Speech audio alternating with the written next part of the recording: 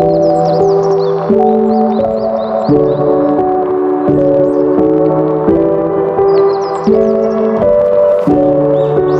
Assalamualaikum warahmatullahi wabarakatuh. Perkenalkan, saya Aurel Cecilia Marcia Andalan dengan NIM 210211021 di kelas A1 Ilmu Komunikasi semester 3. Di sini saya akan mempresentasikan dan juga sekaligus menjelaskan tentang sistem komunikasi dalam organisasi dalam rangka untuk memenuhi tugas manajemen komunikasi. Nah, sebelum masuk ke dalam materinya, di sini saya akan menjelaskan dulu dan kita juga harus perlu tahu apa itu sistem. Istilah sistem itu sering sekali dipergunakan untuk mencari akar atau juga pangkal dari persoalan yang berkaitan dengan pengelolaan organisasi maupun perusahaan. Jika didefinisikan atau ditafsirkan secara umum, sebenarnya istilah dari sistem ini sering sekali dianalogikan sebagai suatu cara, metode, atau juga petunjuk untuk menghubungkan satu dengan yang lainnya menjadi suatu himpunan objek. Banyak sekali para ahli yang mendefinisikan sistem itu apa. Di sini saya akan membacakan satu saja, yaitu menurut Davis GB tahun 1991. Sistem secara fisik adalah kumpulan dari elemen-elemen yang beroperasi bersama-sama untuk menyelesaikan suatu sasaran. Jadi bisa kita simpulkan bahwa sistem itu merupakan suatu kumpulan dari beberapa bagian-bagian yang memiliki keterkaitan atau keterhubungan dan juga saling bekerja sama untuk membangun satu kesatuan dan untuk mencapai tujuan dari sistem tersebut.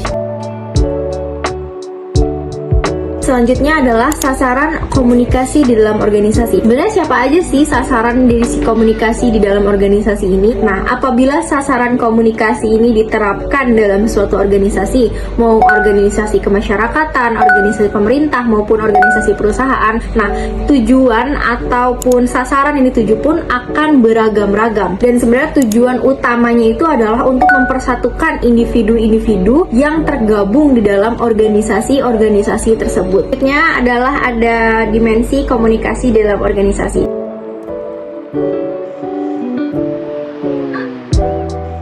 Sebenarnya dimensi komunikasi dalam organisasi ini dibagi menjadi dua, yaitu komunikasi internal dan juga komunikasi eksternal. Seperti namanya, internal dan juga eksternal. Komunikasi internal organisasi itu merupakan proses penyampaian pesan atau informasi dari anggota organisasi ke anggota organisasi yang lainnya untuk kepentingan organisasi. Jikalau terjadi permasalahan di sebuah organisasi atau perusahaan, baik itu secara internal maupun secara eksternal, sebenarnya di sini komunikasi memiliki andil yang cukup besar untuk mengantisipasi sekaligus menyelesaikan masalah tersebut. Nah, selanjutnya kita akan membahas tentang pentingnya komunikasi di dalam suatu organisasi.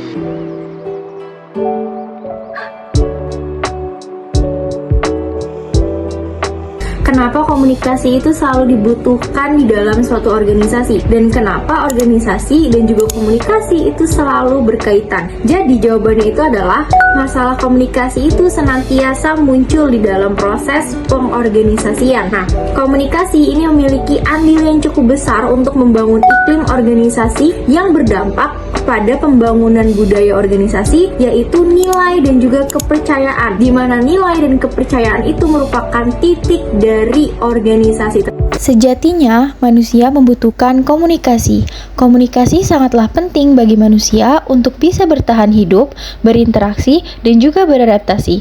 Jadi, sudah bisa dipastikan jika komunikasi juga sangatlah penting untuk kelangsungan suatu organisasi. Ini komunikasi internal dibagi menjadi dua, yaitu komunikasi vertikal dan juga komunikasi horizontal atau lateral. Nah, komunikasi vertikal itu merupakan jenis komunikasi dari atas ke bawah atau bawah ke atas. Jadi berbalik itu, contohnya itu seperti manajer kepada bawahannya atau bawahannya ke manajernya gitu. Jadi kalau misalkan ada manajer yang ingin menyampaikan informasi kepada bawahannya atau karyawannya, nah itu menggunakan komunikasi vertikal. Yang kedua itu adalah komunikasi eksternal. Nah, komunikasi eksternal seperti namanya sendiri eksternal. Berarti di sini komunikasinya itu dilakukan antara pimpinan organisasi dengan khalayak di luar organisasi. Dari beberapa subbab yang sudah saya jelaskan seperti definisi sistem, pentingnya komunikasi dalam organisasi, lalu ada sasaran dari komunikasi, dan yang terakhir ada dimensi dari komunikasi. Itu kita bisa menyimpulkan bahwa sebenarnya sistem komunikasi di dalam organisasi itu sangatlah amat penting. Sebenarnya kemudian akan berkaitan dengan subbab-subbab lainnya seperti bentuk komunikasi, gaya-gaya komunikasi, model komunikasi, dan lain sebagainya. Itu mempengaruhi bagaimana organisasi atau suatu perusahaan dapat berjalan dengan lancar. Sekian video dari saya, kurang lebihnya mohon maaf. Wassalamualaikum warahmatullahi wabarakatuh.